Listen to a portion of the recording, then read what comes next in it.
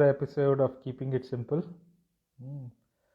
Time is flying fast, and it's almost 10 months since we started our first program. And we have received a lot of support, lot of questions, lot of interactions. Even offline, we get a lot of messages asking some questions, and people are really participating and helping us out. Good news is I'm back in Bangalore Ashram, and we are just expecting Dhruv any moment now. I have just accepted his request.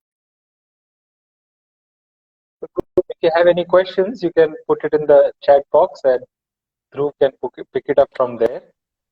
So welcome, Dhruv. How are you? Jagadev, I'm good. How are you? I am very good. I am very good. Great, Bhaiya. It's always nice to see you, Dhruv, and it's always nice to be back for this program. Yes, Bhaiya, we get amazing questions every week, and today we are ready with a few questions, and I can ask you whenever you're ready. I'm always ready. Okay, Bhaiya. Fine. So, Bhaiya, this week the first question is, what is the limit of helping others? Should someone support a friend even if he has done wrong? The choice is yours, how much you want to support and how much you don't want to support. It is your free will. And it depends on, where you want to draw the line. Nobody else can draw the line for you. If you think it is enough, it is enough. And some people will feel the line is somewhere else, Some people will say you should have stopped helping long time ago. Some people will also say that you should help even further, but that is their point of view. In this situation, what matters is you draw your lines. That is why we say in Art of Living, don't be a football of other people's opinions. Means what? I know how important this relation is for me. This friendship is for me, and I will decide what the limits are. Okay. So you decide, or whether whatever is the. It's not just the importance of the relationship. There are many other factors which some people may be able to comprehend, some people may not be able to comprehend. But you are the one who draws the line, and how much you want to take corrective action or not also is decided by you. Okay. Okay, Bhaiya. May the next question is, how to instill values of hard work in kids? Values in kids cannot be instilled by speaking. You have to act. When you say you should not be angry, and you yourself start getting angered, then children will catch your anger. They will not catch your words. In the same way, when they see you start working hard sincerely, then they will also start working hard and sincere. And you have to have patience. Many times parents have no patience with children. They think they have told the child once and it's all done, or maybe 3-4 times it's all done. Sometimes it might be 15-20 times, 30-40 times maybe. It requires a lot of patience, and that is how you cultivate those habits in a child. If you want the child to be hardworking, then you need to appear to be working hard. If you want the child to be caring and sharing, then you have to be caring and sharing. It's not just appearing. It's genuinely caring and sharing for people. It's not only children, everyone. People finally catch your vibration, who you are. So if you're faking it, then people will catch that fake, whatever actions you're doing.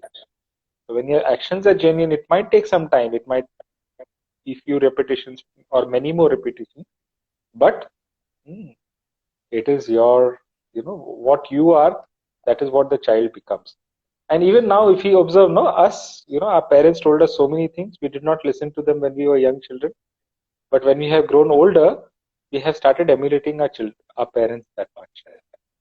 All what they say, all what they stood for, has become our guidelines for now. Okay, so eventually the child comes back as a reference to their parents only. So you live those values. It might happen immediately. It might happen after some time. but you have to have that patience and perseverance to live those values yourself. Great.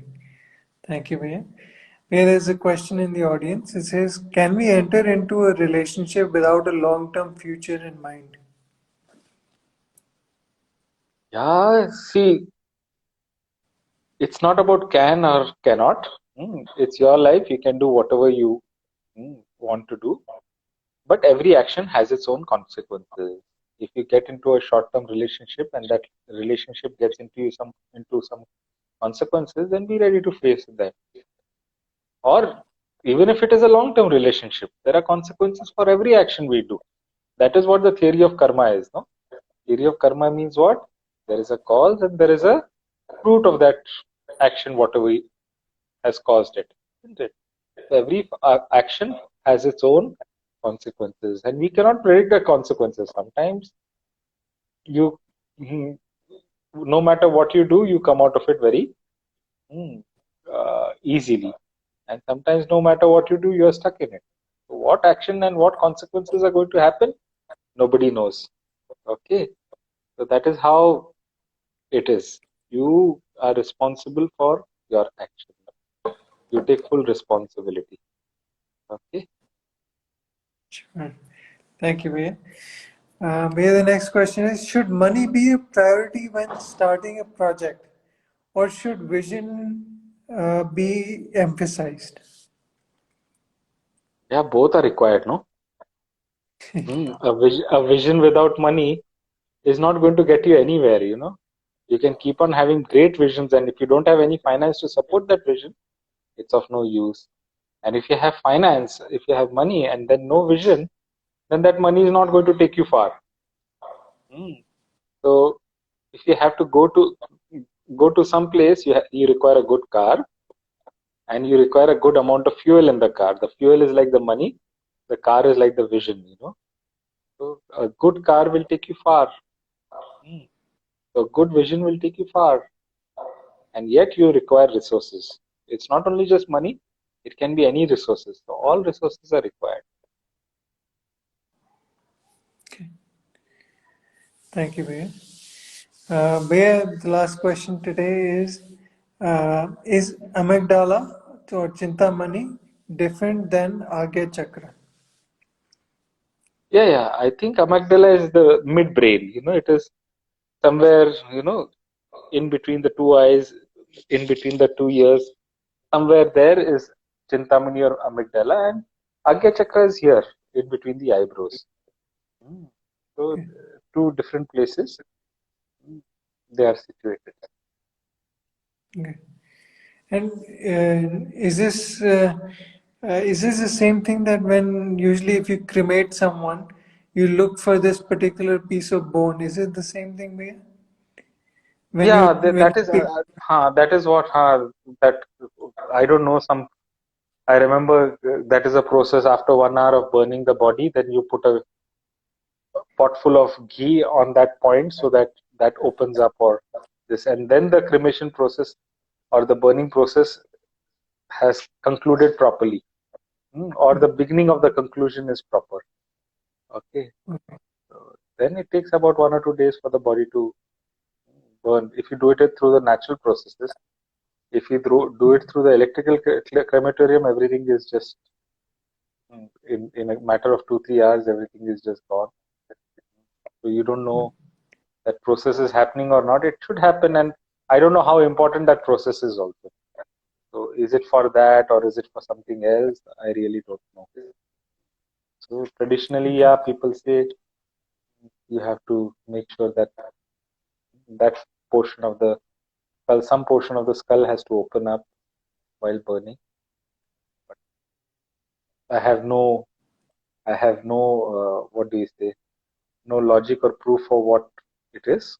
It is a process, and Gurudev sometimes says, no, as long as it does not do any harm, then you can continue with such practices.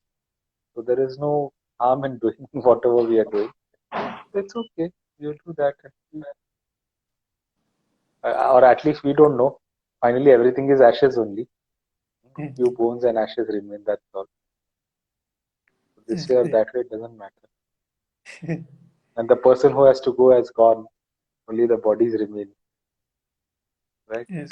So what Yes. happens to the body, we don't know. Great, Bhaiya. So these are all the questions this week, Bhaiya.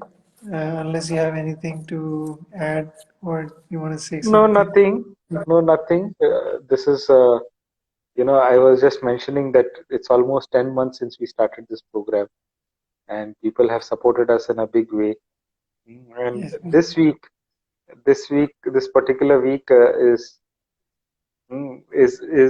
a week I'm looking forward to, because after a long, long time, I'm going to teach a blessings program.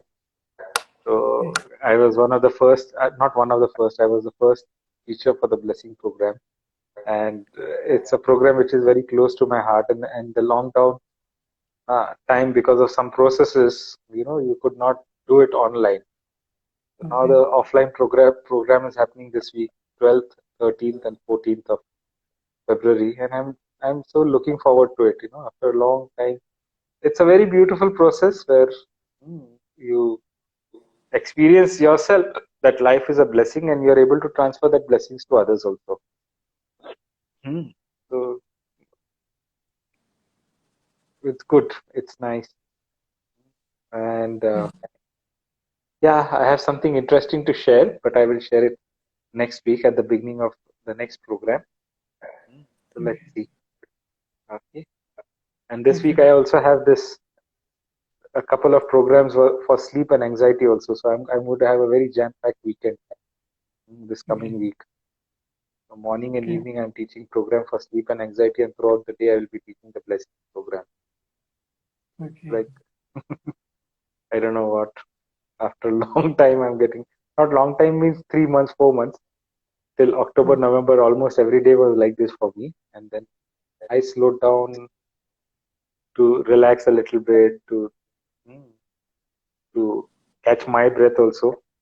But Yes, Bhaiya. now again, this week it is back to full speed. Great. Good, Great. Dhruv. So how is your business going, Dhruv? Where my business is, it's getting better. I'm adjusting to my work here in Bangalore, and so I'm trying to shore up my resources, my supply chain for the manufacturing. So let's see. I found a few decent suppliers or vendors here in Bangalore. So maybe think once critical components is sourced, I think I should be ready. Okay, good, good, good. So nice, Dhruv. We will end the program here for today. Hmm. Yes, we. So nice having all of you here this week. Till next week. Bye bye and take care. Jai Gurudev. Check with them.